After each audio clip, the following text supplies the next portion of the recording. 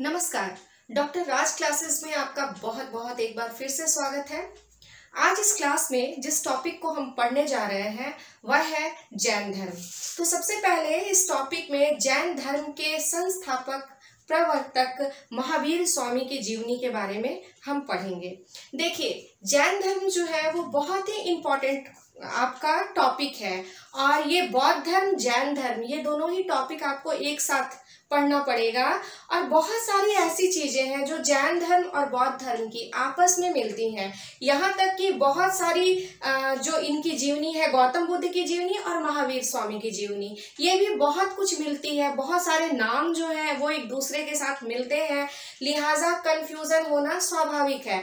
ऐसी स्थिति में आपको जैन धर्म और बौद्ध धर्म ये आपको बहुत अच्छे से पढ़ना पड़ेगा और साथ ही साथ इनकी जो जीवनी है उसे भी स्पष्ट तौर पर आपको याद रखना पड़ेगा, अन्यथा आपको कंफ्यूजन हो सकता है और एग्जामिनेशन में या किसी भी टेस्ट में आप गड़बड़ी कर सकते हैं। आपको ये बता दूं कि किसी भी कॉम्पिटिटिव एग्जाम्स में लगभग 4 से 5 क्वेश्चंस जो हैं वो जैन धर्म और बौद्ध धर्म से रिलेटेड आपको आते ही हैं। यदि आप नेट जेआरएफ एसआरएफ की भी तैयारी कर रहे हो तो ये मान के चलिए कि 5 से लेकर के 7 प्रश्न जो है वो आपको इस चैप्टर से पूछे जाएंगे, लिहाजा इस पर आपका पकड़ बहुत जरूरी हो जाता है। तो आइए शुरुआत करते हैं जैन धर्म की। देखिए, जैन धर्म जो है वो विश्व का बहुत ही प्राचीन धर्म है। ठीक है, भारत में ये बहुत ही प्राचीन है। वो किस तरह से है वो भी मैं आपको बताऊंगी। सबसे पहले आप ये समझ लीजिए कि जैन शब्द जो है इसकी उत्पत्ति संस्कृत के जिन धातु से हुई है। जिन से ही बना है जितेंद्रिय, यानी जिसने अपनी इंद्रियों को जीत लिया हो। वैसे लोग जिन कहे गए, जितेंद्रिय कहे गए। अब ये जितेंद्रिया क्या है, ये इंद्रिया क्या है, तो आप देखिए कि रूप, रंग, स्पर्श जो है आप इनका अनुभव जिससे करते हैं वो सारी इंद्रियां जो है वो आपका इंद्रियों की श्रेणी में आती है। इसके अतिरिक्त आपकी जो काम वासना है, आपकी जो लोभ है, लालच है, यदि आपने इस पर अपनी विजय प्राप्त कर ली हो तो आप जितेंद्रिय कहे गए। जिन का मतलब ही होता है विजेता। जिनका तात्पर्य है विजेता, शाब्दिक अर्थ उसका विजेता है, लेकिन इसका मतलब ये नहीं है कि आपने दुनिया पर विजय प्राप्त कर ली है। इसका शाब्दिक अर्थ है कि आपने आध्यात्मिकता के द्वारा सांसारिकता को त्यागते हुए अपनी जितेंद्रियों पर विजय प्राप्त कर ली है। तो जैन धर्म जो है इसी को आगे बढ़ाता है, यानी कि व्यक्ति जो है वो अपने विषय वासनाओं पर किस प्रकार से नियंत्रण स्थापित कर सकता है और उसके द्वारा वह मोक्ष या केवल्य की प्राप्ति या निर्वाण की प्राप्ति कर सकता है। आपको आज इस क्लास में मैं ये भी बता दूं कि अगला जो टॉपिक होगा उसमें स्पेशली मैं अलग अलग करके बताऊंगी जैन धर्म और बौद्ध धर्म दोनों की जीवनी में, और आपको क्या क्या याद रखना पड़ेगा जिसको आप बार बार रिवाइज कर सकते हैं।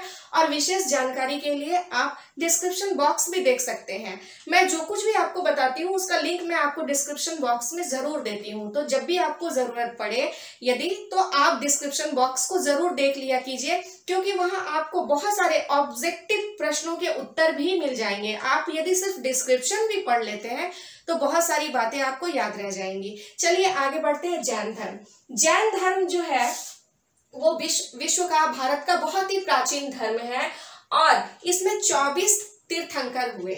जो इसके जैन धर्म के संस्थापक हैं उन्हें हम तीर्थंकर के नाम से जानते हैं। तो जैन धर्म में कुल मिलाकर 24 तीर्थंकर हुए। इसके पहले तीर्थंकर का नाम ऋषभ देव था, जो कि अयोध्या के सूर्यवंश से संबंधित थे। इसके 23वें तीर्थंकर जो थे वो पार्श्वनाथ थे, जो कि काशी के अश्वसेन के राजा अश्वसेन के पुत्र थे। इसके अलावा हम देखते हैं इसके 24वें तीर्थंकर महावीर स्वामी थे। तो महावीर स्वामी इसके 24वें तीर्थंकर है और वास्तव में जैन धर्म के प्रचार प्रसार का जितना भी श्रेय है वो महावीर स्वामी को जाता है। जैन धर्म जो अपने वास्तविक अस्तित्व में आया वो ऋषभ देव ने तो उसकी स्थापना की थी, लेकिन इसका जो प्रचार प्रसार हुआ वो विशेष तौर पर पार्श्वनाथ के समय में हुआ और बहुत ज्यादा इसका प्रचार प्रसार जो हुआ वो महावीर स्वामी के जीवन काल में हुआ। जो उसके मुख्य सिद्धांत थे वो पार्श्वनाथ ने स्थापित कर दिए थे। बाद में उसके एक दो सिद्धांत जो बढ़ करके आए वो महावीर स्वामी ने स्थापित किए। तो आपको याद रखना होगा कि प्रथम तीर्थंकर ऋषभदेव, 23वें तीर्थंकर पार्श्वनाथ और 24वें तीर्थंकर महावीर स्वामी थे। अब महावीर स्वामी के जीवनी पर भी हम एक प्रकाश डाल लेते हैं। महावीर स्वामी का जो नाम है बचपन का वो वर्धमान था, आगे चल करके वो महावीर कहलाए। जब उन्होंने अपनी इंद्रियों को अपने वश में कर लिया तब वो महावीर कहलाए। महावीर का जन्म 540 ईसा पूर्व में वैशाली के निकट कुंड ग्राम में हुआ था। याद रखिएगा ये वही काल है, मतलब कि 5वीं 6वीं शताब्दी का काल है, जबकि बौद्ध धर्म भी अपने अस्तित्व में आ रहा था। उस समय में गौतम बुद्ध भी अपने बौद्ध धर्म का प्रचार प्रसार कर रहे थे। यह वह समय था जब महावीर स्वामी भी अपने धर्म का प्रचार प्रसार कर रहे थे, यानी दोनों का प्रचार प्रसार का जो समय है वह एक है। तो इनका जन्म 540 ईसा पूर्व में वैशाली के निकट कुंड ग्राम में हुआ था। इनके बड़े भाई का नाम नंदीवर्धन था। इनकी माता का नाम त्रिशला था, जो कि चेटक नरेश की बहन थी। तो इस तरह से हम देखते हैं कि महावीर स्वामी का जो संबंध है वो क्षत्रिय कुल से था। उनका संबंध जो है वो राजघराने से था। इनका जन्म जो है वो बहुत ही सुसंपन्न सुसंस्कृत राजघराना परिवार में हुआ था। लेकिन तुलनात्मक रूप से कहें, जैसे गौतम बुद्ध को अपने राजकाज में, राजपाट में, महल में, भोग में, विलास में मन नहीं लगा, उसी तरह से महावीर स्वामी को भी, वर्धमान महावीर स्वामी को भी राजकाज, भोग विलास, ऐश्वर्य में इनका मन नहीं जमा। और इनकी माता का नाम त्रिशला, भाई जो थे नंदीवर्धन थे, इनकी पत्नी का नाम यशोदा था। याद रखिएगा, बुद्ध की पत्नी का नाम यशोधरा और महावीर स्वामी की पत्नी का नाम यशोदा। कंफ्यूजन में नहीं जाइएगा। महात्मा बुद्ध को एक पुत्र राहुल था और महावीर स्वामी को एक पुत्री रत्न की प्राप्ति हुई थी। लगभग कहानी उसी तरह की है, सिर्फ कुछ समय का जो है वो अंतर है। सिद्धांत भी लगभग एक जैसे हैं। वो मैं फर्क आपको आगे जैसे जैसे ये वीडियो आगे बढ़ेगी मैं आपको बताती जाऊंगी। तो इस तरह से महावीर स्वामी का जो प्रारंभिक समय था वो अपने राज्य में बीता। उन्होंने एक गृहस्थ जीवन जिया, लेकिन इनका मन भी अपने गृहस्थ आश्रम में नहीं लगा और 30 वर्षों की आयु में इन्होंने भी गृह त्याग कर दिया।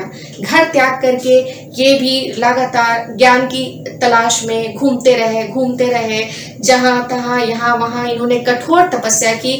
यहाँ तक कि 12 वर्षों तक इन्होंने ऐसी कठोर तपस्या की कि इनके शरीर से जो वस्त्र है वो गल करके अलग हो गए और इसके बाद इन्होंने कभी भी वस्त्र धारण नहीं किया।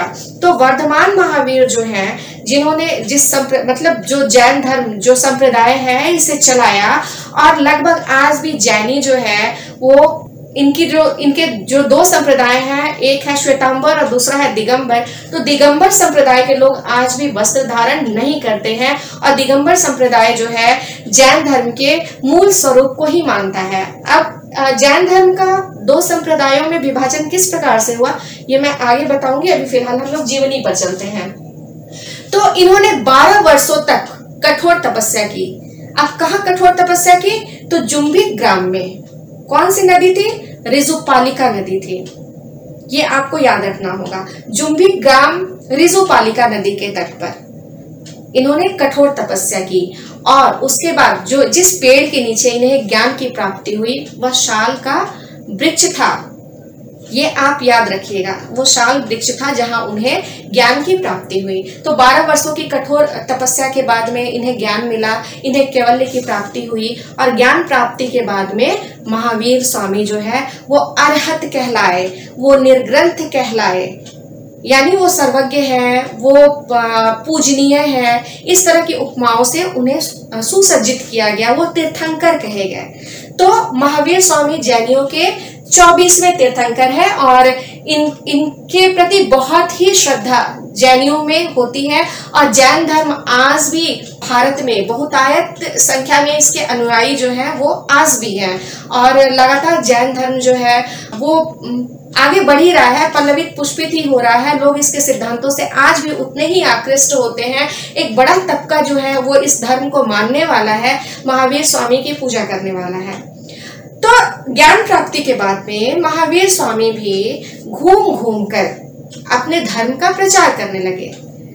अब गौतम बुद्ध जहां राजगीर में और बोध गया में और उसके आसपास के क्षेत्रों में अपने धर्म का प्रचार कर रहे थे, वहीं महावीर स्वामी का भी धर्म प्रचार का क्षेत्र वही था, यानी कि वो भी वैशाली, अंग, मगध, चंपा, लिच्छवी, इन सभी क्षेत्रों में घूम घूम करके जैन धर्म का प्रचार प्रसार कर रहे थे।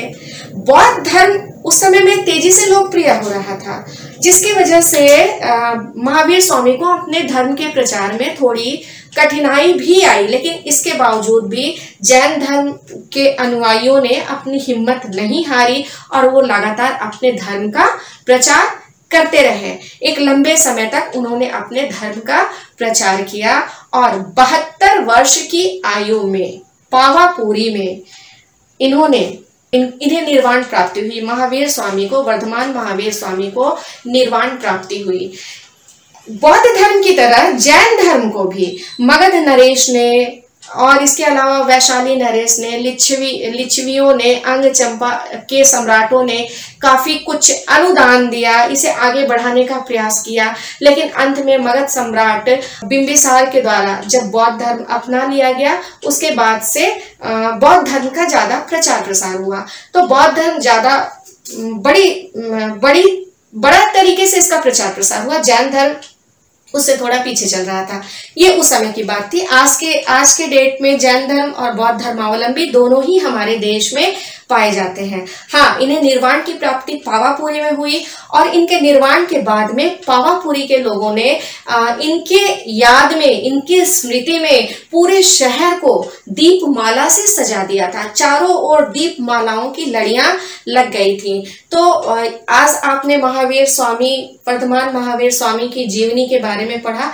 अब इसी क्लास को हम आगे बढ़ाते हैं और चलते हैं जैन धर्म के मूल सिद्धांत की ओर, महावीर स्वामी के उपदेशों की ओर। देखिए, यदि आपको जीवनी याद रह जाती है तो बहुत ज्यादा डिफरेंसेस नहीं है, फिर भी मैं पॉइंट वाइज आपको जैन धर्म के सिद्धांत को भी बताऊंगी और फिर आगे चल करके जैन धर्म और बौद्ध धर्म में बेसिकली क्या अंतर है वो भी मैं आपको बताऊंगी। मैं आपको ये भी बताऊंगी कि आपको कौन सी बातें याद रखनी है जो आपके परीक्षा के लिए ज्यादा उपयोगी है। हाँ, धीरे धीरे हम प्राचीन भारत के इतिहास में और आगे की तरफ बढ़ते चले जा रहे हैं।